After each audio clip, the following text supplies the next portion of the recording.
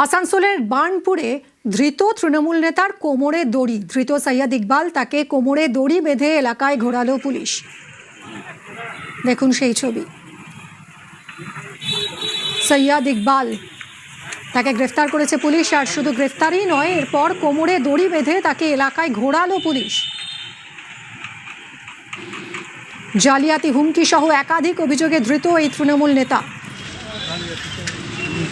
আর তাকে যখন এভাবে এলাকায় ঘোরানো হচ্ছিল কোমরে দড়ি বেঁধে, চোর চোর স্লোগান দিতে থাকে এলাকাবাসী। দীপক, আমাদের প্রতিনিধির সঙ্গে কথা বলবো। দীপক, কি অভিযোগে গ্রেফতার হয়েছেন এই তৃণমূল নেতা, আজ ঠিক কি হলো?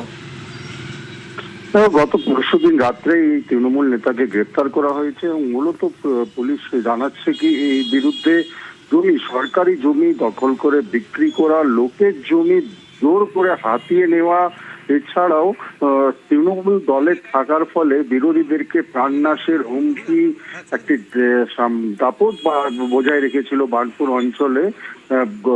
সরকার বদলের পরেই তাকে পরশুদিনকে রাত্রে গ্রেপ্তার করা হয় এবং গতকালই তাকে আদালতে তোলে পুলিশ নিজেদের হেফাজতে।